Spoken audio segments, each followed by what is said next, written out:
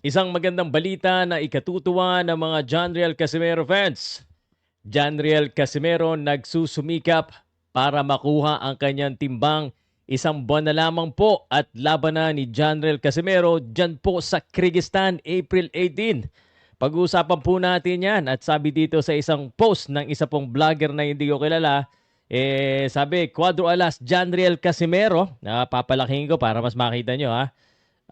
Nakasulat dito may isang buwan na lang natitira para makuha niya ang tamang timbang. Mukhang mabibigo si Silverboys TV sa kanyang sinabi. Hindi kaya ni Casimero kunin ang tamang timbang. At hindi lang yan, kahit naka-jacket si Casimero, kitang-kita na ang result ng kanyang training papunta 122. Ano kaya ang masasabi ni SB? Ito ang masasabi ko. At syempre, pag-uusapan din po natin ang tinatanong ng sambayanan pagkatapos ng laban ni Nonito Donaire. Sabi, Jandrel Casimero versus Nonito Donaire. Sino daw ang mananalo? Ngayon at nung sila pa ay prime. Ang sagot, pagkatapos po nito, huwag kang aalis. Please share, like, and comment dahil good news ito para kay Casimero. Ito yung mga gusto nyo, di ba? Podcast Sports, the #1 independent sports voice of the Philippines. Ang hirap sa mga, bigla sa mga Casimero fans minsan, a headline lang, di iniintindi yung content. Pero ito, explain ko po sa inyo. Mamaya na yung General Casimero versus Nonito Donaire na usapan. I'll give you my honest, objective reason on who I will pick kung sakaling sila yung naglaban ng Prime at ngayon po. No? Unang-una muna, gusto ko lang sabihin na wala naman pong problema na sumuporta kay Casimero at sabihin na nagsusumikap. Kasi totoo naman na talagang nagsusumikap at naghihirap po si General Casimero sa pagkuha ng kanyang timbang. Kitang-kita naman dito. Pag ang boksingero po ay nakaganyan, naka-sauna suit, talagang naghihirap at nagsusumikap yan. Ilang boksingero ba nakikita nyo nakaganyan? Tanong. Ilan po? Nakasalakot pa, kompleto. Ilan? Ilan sa mga sikat na mga boksingero? Nakikita natin yan. Pero yung mga, like for example, sina Melvin,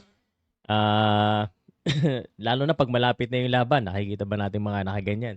Naka-girdle, sino ba yung nakikita natin naka-girdle na boksingero? Parang wala yata akong alam, kundi si General Casimero lang. Now, ang hindi maganda sa akin, ito, liliwanagin ko lang. Kasi yan yung ayaw ko sa mga vlogger ni Casimero na paasa, pa-fake news. Sana wag gumaya doon sa ibang tao, no? Kasi yung isasabing kitang-kita daw ang resulta. Paano makikita yung resulta? Nakatago yung katawan. Ano nakikita mo resulta dito kung sino man yung vlogger na to? 'Di ba? Ang hirap kasi sa ganyan na umaasa yung mga tao na wala naman silang alam kundi sa video tsaka sa photo lang tumingin. 'Di ba? Mahirap po 'yon. And if magsasalita po kayo ganyan, you have to back it up with data and historical data. Ano bang nangyayari? No? Papasahin na easy work ang timbang, ganito. Hindi naman po natin pag-uusapan yung timbang kung alam natin na nahihirapan siya. Huwag natin sabihing easy work kasi kung easy work yan, di yan ganyan nakabalot. No? Pero nagsusumikap. Yun po yung good news dyan. Nagsusumikap. Huwag lang natin lokohin yung mga fans. No? At sa tingin ko naman makukuha, pero paghihirapan. Makukuha paghihirapan. Nakikita naman natin. So ito, sasabihan ko kayo ng idea ha. Pag 1 week, which is basically April 10, for example, April 10, at yan po ay nakabalot pa, no? At nakikita natin nakabalot pa, na kahit kung sino mo makakita doon kung saan man siya nagte-training, nakabalot pa, kabahan na kayo. Yan, ano? Ibig sabihin, dapat kasi 1 week medyo kuha na ng konti. Kumbaga, here's the thing, 1 week before the fight, mga 2, 3, 4 pounds na lang yan, pero dapat healthy, hindi yung tuyo. Kasi pag tuyo na, ano pang pipigain? Kasi pag gano'n, dapat nire-relax na yung katawan, hindi na ini-stress yung katawan. Nakakabawas po yun sa lakas, sa kondisyon ng fighter.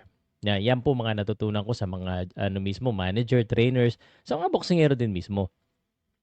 So, hindi naman sa, dinadown natin. Gusto lang natin yung totoo. Na gaya ng yung mga fans na iba dyan na Ay nako, ewan ko sa inyo bakit pinagloloko niyo yung mga tao, pinapaasa niyo. Ang sabihin lang natin, nagsusumikap, mukhang, talagang gustong kuhanin ni Casimero yung kanyang timbang, walang problema diyan. At sa tingin ko, kukuhanin naman. Pero malayo pa rin 'to, bro. Kita mo naman yung pisngi, 'di ba? Nakikita mo ba siya 'pag nagwe-weigh in? Okey, pero makukuha niya 'yan. Eto na, pag-usapan na natin Casimero versus Nonito Donaire. In their prime, Nonito Donaire. Hindi ko na kailangang pag-isipan 'yan. Mas maraming legend ang napatumba at tinalo ni Nonito Donaire. Mas mabilis si Nonito Donaire, malakas din si Nonito Donaire, malakas din si Casimero. Pero 'pag naglaban sila, technically in their prime, it's gonna be Nonito Donaire that has, I think, much more arsenal.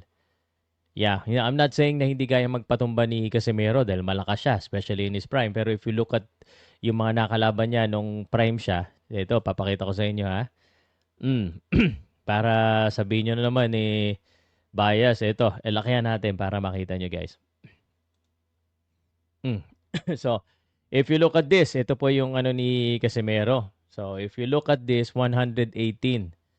Ito yung mga medyo Dukmaika, Zulani Tete.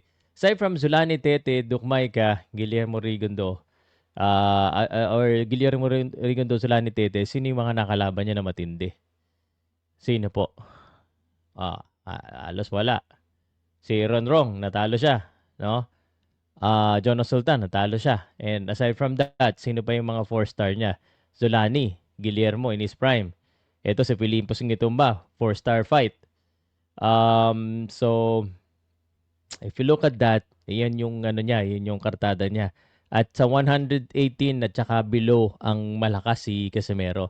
Ngayon, for Nonito Donaire, if you look at this, nakalaban niya. Ryan Burnett, Carl Frampton, natalo siya dito. Magdaleno, sina Cesar Juarez. Nicholas Walter, natalo siya dito kasi 126. Guillermo Rigondo, natalo siya. Jorge Arce. Nishioka, 4-star. Wilfredo Vasquez. Yeah, look at this. Oscar Narvaez, Fernando Montiel. Ito, Siodorenko. Raul Martinez, Muruti M. Talani, Vic Darchinyan. Ang dami niya mga kinalaban na mga mas matataas.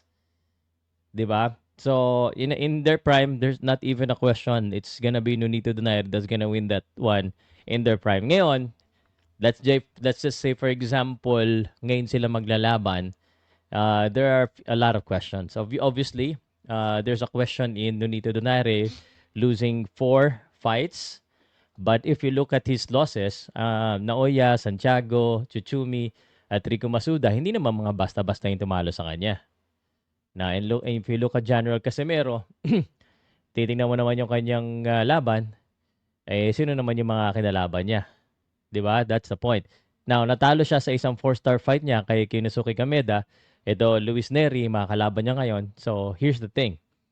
Kung natalo siya kay Kinosuke Kameda, yun na nga.